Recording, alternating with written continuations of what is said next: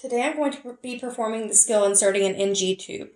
I have verified the healthcare provider's order, verified the type of tube and the reason for its placement, and now I'm going to perform hand hygiene and gather all of my supplies, which I have already brought to the patient's room. I'm going to provide for my patient's privacy by pulling the curtain, and then I would introduce myself to the patient, tell them my name, and then ask them their name and date of birth, and then compare that against their armband. I would explain the procedure to the patient, explain that their doctor has ordered an NG tube to be inserted, and then have the patient consent to receive the treatment. And at this time, I'm going to assess the patient's cough and gag reflex. So I'm going to offer the patient a tissue, have them show me that they can cough, discard that. Then I would use a tongue blade, stick it to the posterior aspect of the throat, and make sure that the patient has a gag reflex as well. I have already helped the patient into high Fowler's position. And then at this time I would assess the pulse ox with a finger probe, and I would also take the patient's vital signs and record that information. Now I'm going to ask the patient to cover one nair at a time and have them breathe in and out to assess the patency of their nairs. The most patent of the nairs is the one that I'm going to insert the tube into. I have also already checked to make sure that the patient has never had a broken nose or deviated septum. They're not on any kind of anticoagulants or antiplatelets, and they don't have any irritation or bleeding inside their nasal cavity. Now I'm going to measure the NG tube and prepare it for insertion.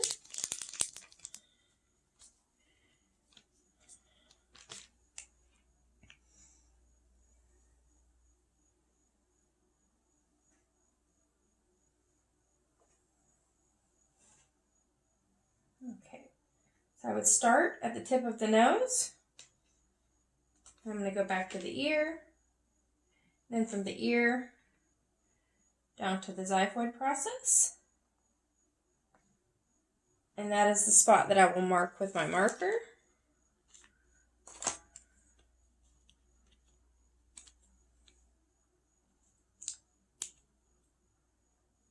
Okay. All right, now I'm going to apply my clean gloves.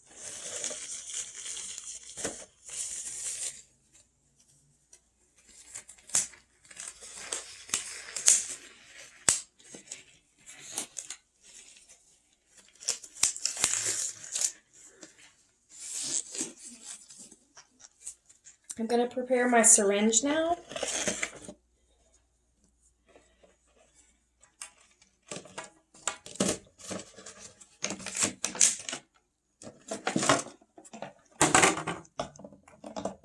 I have my sterile water here.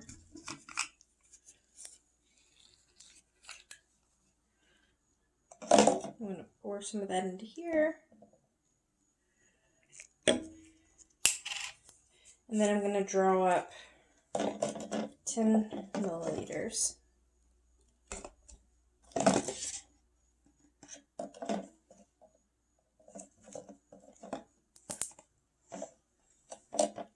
All right. And then I'm going to connect that to the tube.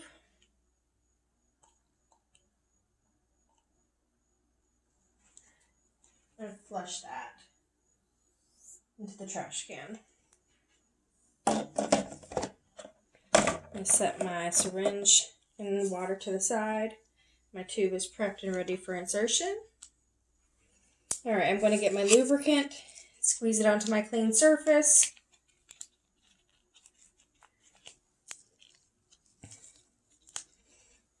All right, and I'm going to take the end of my tube, grab it about 4 inches from the distal end.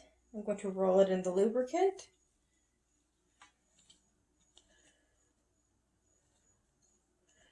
All right, now I'm going to explain to the patient I'm going to insert this into their nose, and then I'm going to have them take small swallows once it passes the nasopharynx area.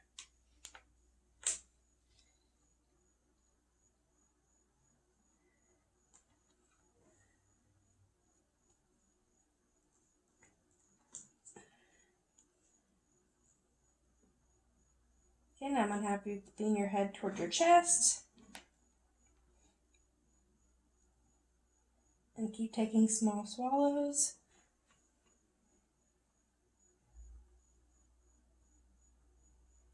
And I also would ask them to mouth breathe. Once I have advanced about 25 centimeters, all right, then I'm going to check the tube for air on this end. Make sure I don't feel any air coming out. If there were any air coming out of the tube, that could indicate that I had placed it into the trachea. But since there's no air coming out, that means that it is in the esophagus. Excuse me. All right, now I'm going to continue to advance the tube to the mark that I put.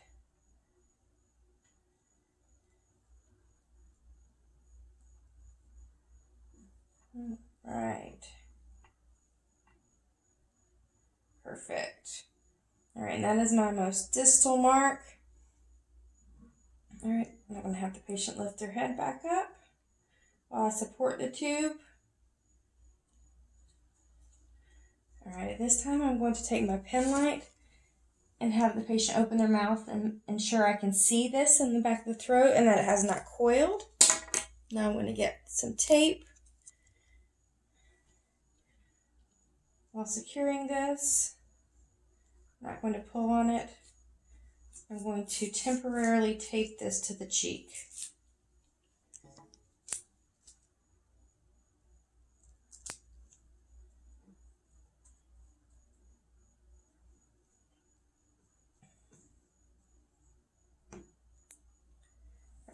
For proper placement, I could ask the patient to speak. I've already inspected their postpharynx for any coiling in the back of the throat. Some hospitals might have me take a syringe and aspirate gastric contents and then send that off for a pH test, but that has not been indicated for this patient. I am also going to make sure that the tube is clamped. All right, and now I'm going to mark the exit side. Where's my pen? I'm going to mark the exit side.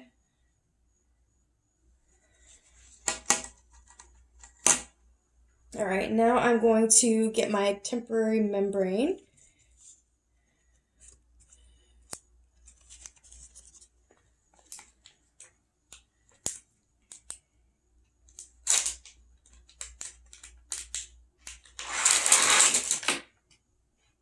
I would not reuse this normally if it had fallen on the floor, but this is the one that I have. So we're going to pretend that it did not fall on the floor.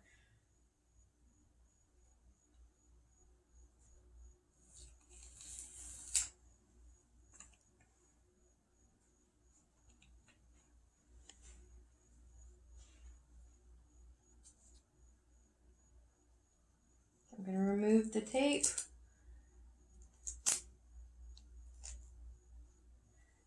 And then I'm going to put this out of the patient's sight against their cheek.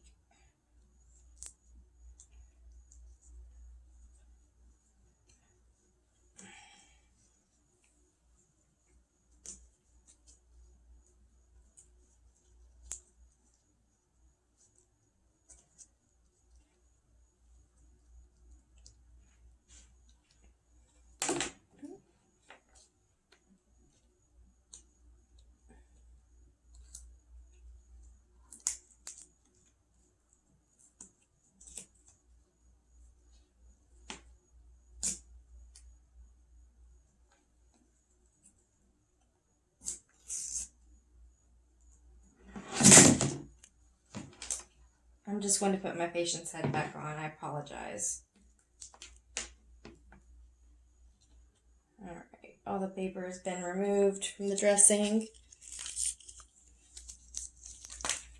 All right, now I'm going to label the side closest to the patient.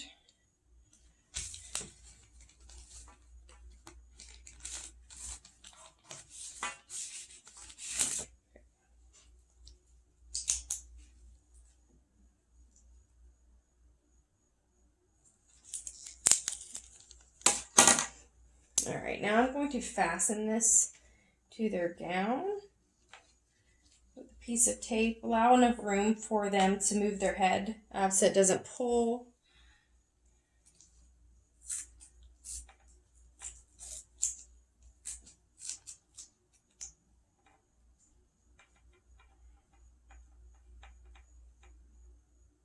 All right, at this time I could obtain a chest x-ray for my patient and make sure that the tube is in the proper place. All right, and then I would change out of these gloves, and I'm going to change into clean gloves.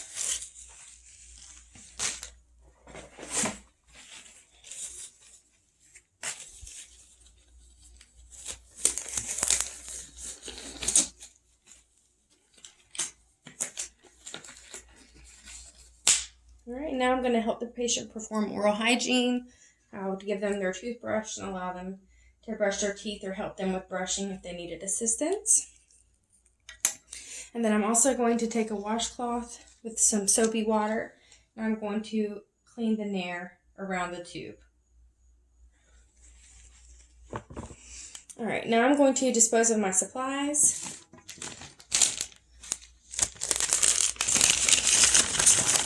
All right, and remove my gloves. Dispose of those as well and perform hand hygiene. And now I will help my patient into a comfortable position.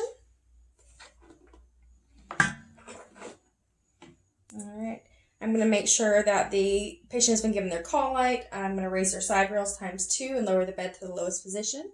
And now I'm going to go and document, and I'm going to document how the patient tolerated the procedure, the amount of sterile water that was injected into the tube, which was 10 milliliters to start with. And I would also document if there were any complications, which there were not. The end.